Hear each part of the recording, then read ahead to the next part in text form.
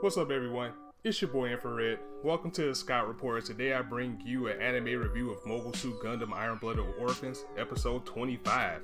As we have reached a kind of I would say a layover point in our destination right now in episode 25, and it picks up right where everything left off. We're in the final battle with Ain and Mikazuki in the middle of the city. While this is going on, Orga retrieves Makanai and Kudelia as he speeds towards the destination to get Makanai to the parliament, and he tells Mikazuki to keep fighting on with Ain. As that's going on, we speed to the second side of the battlefield where we get some confirmation. I remember last week I was saying that Shino has died. Well, we get confirmation that Shino is alive. Appreciate the comments that I seen last week about this one, where I didn't see it myself until I watched it again a second time, but there were a few comments saying that Shino ejected before he was killed, and I picked that up as well, and we get confirmation of that this week. He's still alive. He's in his mobile suit. He ejected out, and he's safe right now. But on the other side of the battlefield, we get the battle between Farid McGillis and Galio. He reveals himself to Galio. Naturally, Galio is upset because this is where we get McGillis's plan. Everything was all part of his plan all along. Everything that's happened was for him to better his position. He explains that the Carter family was one of the strongest 7 stars, so with her being out the way, that helps him. Getting Ain out the way was a big thing right now because Gjallarhorn was always against genetic modification, but now look at this monstrosity they made with Ain. And with Ain now rampaging in the city, people are scared, and he's fighting Mikazuki, who is in one of the legendary mobile suits that people would remember from the war. So this is painting Tekkadan as the heroes in this sense, because they're fighting in a pretty much an iconic battle suit from a war against a rampaging monster in the middle of the city. That's helping Tekkadan in a sense, and it's tarnishing Gjallarhorn's name as they're showing methods of using anything that they can to win. Also, remember that McGillis is engaged to Ain's little sister, so if he gets Ain out the way, that's going to up his position in power, leading the way for him to take over Gjallarhorn and shape it into his measure. Of course, Ain is still going on about Mikazuki killing Crank. That's going on in the battlefield. We get a little bit more exposition on the side with McGillis, as understandably at this point Galio is upset because he's seen McGillis as a best friend, and he pretty much stepped over all of them to achieve his goals. And it's not without any type of contempt or regret coming from McGillis, because he cared about them too as friends. But what he wants to do most is to excel his name and take over Gjallarhorn and see it in his vision.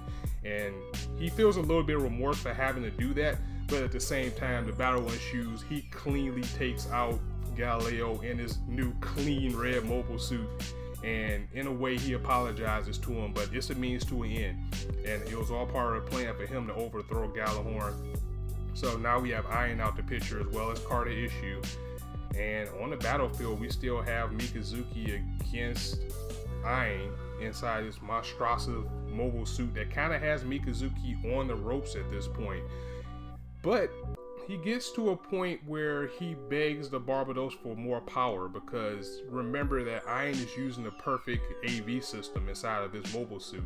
So Mikazuki pleads to the Barbados for more power. He somehow unlocks a little bit more power out of it, even though it's taxing his body, enough for him to kind of turn the tides of battle, in addition to Orga coming back to the battlefield to give him a little bit of inspiration. See, while the battle was going on in the middle, Makanai does make it to the parliament, and he doesn't get to give his speech. What he does instead is he lets Kudelia give her side of the speech, and Kudelia explains that Gjallarhorn has been stopping them from getting here the entire time, which is also exposes their corruption. Once again, another cog turning on the side of McGillis to make things look better for Tekkadan and his goals versus what Gjallarhorn is doing.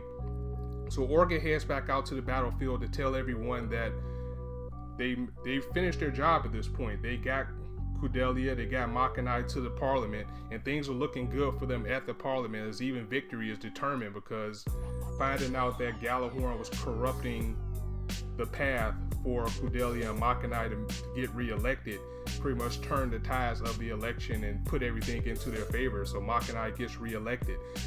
Orga tells this to everyone across the intercom. The rest of the guys are getting hyped up, they're excited. We go back to the battlefield, and we also find out that Laughter and Izzy are also alive as well. They were just really badly hurt when they were going against Ayn. So that's a really good look on that, because we thought we lost some of the best characters in the series, but it just seems like they're wounded, but they're okay, and they're going to make it through. Also, hearing this speech gives Mikazuki more of a drive to finish Ayn off, as he pushed the Barbados to the max, but he also reveals that he has figured out how to use the AV system inside of his Gundam suit. It gives him enough strength to unlock it to its true ability, as he slashes through Ayn's suit with the katana on the Barbados with no problem at all, and runs Ayn through. Mission complete. We now have perfect beast mode Mikazuki now in this Gundam.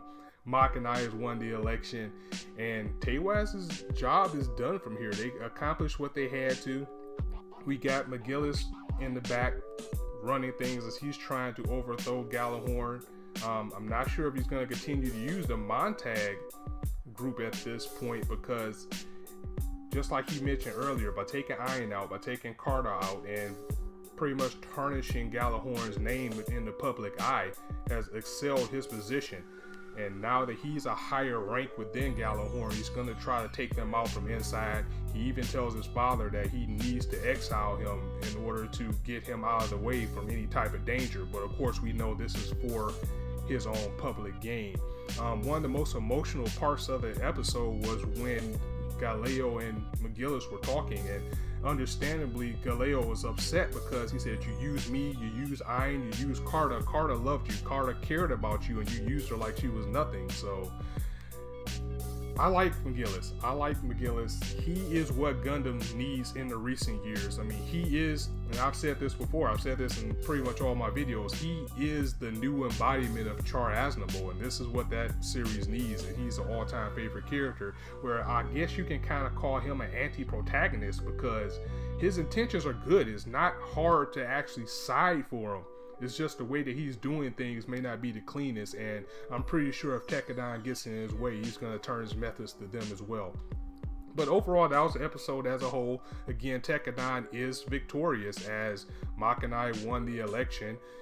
Mars has their peace, so now Tekkadan has somewhere to go back to. So once the battle is over, everybody's going back. You got all the kids of Tekkadan all together. They're back laughing and joking, even to the point where they're trying to decide who's going to tell Cookie and Cracker about Biscuit's unfortunate demise. And that pleases, I can't remember her name right now, but that pleases the reporter girl. And she says they finally get to be kids again. So that makes her happy, because they're not out there killing each other. You know, they always have that necessary character who has to push that in the Gundam series. And that's it for our team right now.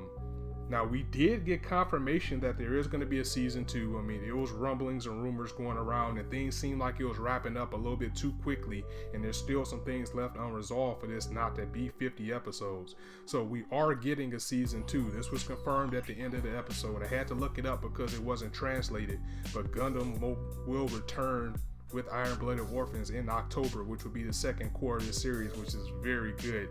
Gundam needs to have 50 episodes to flesh everything out. There's so much going on, not only on the battlefield, but on the political side of things. There's some things that's still left unresolved. Like, we still don't know why Mikazuki follows Orga so blindly. So that was it. That was the episode in a nutshell, and it's the end of our journey here.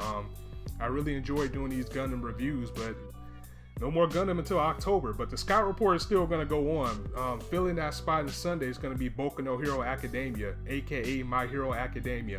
I'm super pumped for this series, and I can't wait to give it to you guys. So I will see you then. If you liked anything I had to say in the comments, go ahead and drop it a like.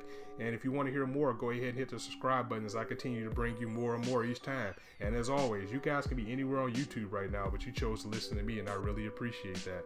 So thank you for watching. This is your boy Infrared. See you soon.